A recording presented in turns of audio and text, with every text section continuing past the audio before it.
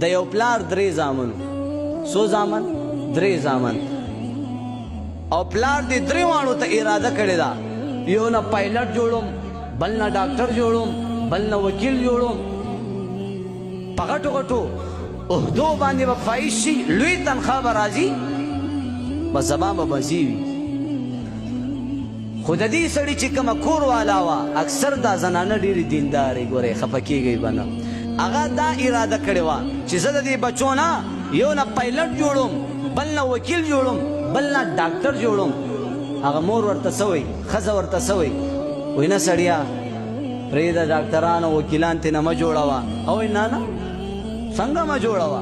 و ښځه داسې کار به وکړو چې دا یو زوی ماله راکړه، دا دوه زامن ستا شو، زما خو مور یم څه حق مې جوړېږي، دا یو زوی دې ماله راکړه. وایي صحیح ده، دا یو مې تاله در کړو، ته ترې څه جوړې، خو زه به د یو نه ډاکټر جوړوم او د بل نه به وکیل جوړوم. خو به هر حال زما عزتمندو زندگی تیرېدا تیرېدا تیرېدا تیرېدا. دې مور هغه ماشوم په مدرسه کې داخل کړو، هغه ماشوم نه ښکلی عالم جوړ شو. د هغه ماشوم په سر باندې زمونږ اکابرینو شیوخو خپل مبارک لاسونه کېښودل. هغه فارغ شو، بل طرف ته وکیل خپل وکالت پوره کو، بل طرف ته ډاکټر خپله ډاکټري پوره کړه. یو طرف ته ډاکټر برابر شو، بل طرف ته وکیل برابر شو، بل طرف ته عالم زما عزتمندو جوړ شو.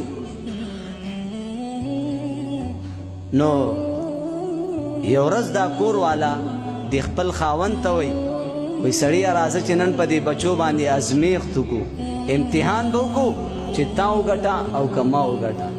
اوس ګورې چې تا وګټه او که ما وګټله، تا ښه کار کړی په خپلو بچو او که ما ښه کار کړی په خپلو بچو. خو زما عزتمندو ورته وایي امتحان به څنګه کوو؟ وایي امتحان درله پې زه کوم که نه، دې ښځو له خو ډېر چلونه ورځي. وایي امتحان درله پې زه کوم زما محترمو.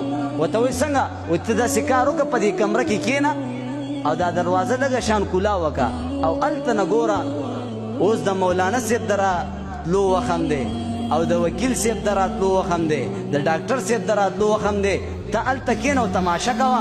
زما عزتمندو پلار په هغه کمره کې دننه ناست دی او په دې یو سوري کې پټ پټ ګوري. دغه دی چې وکیل راغی. چې وکیل راغی چې ویې کتل اوس دې مورې سر تړلی دی او ځان یې زما عزتمندو حالات یې ګډوډ کړي دي او داسې بې سوره ناسته ده. وایي مورجانې دا ولې؟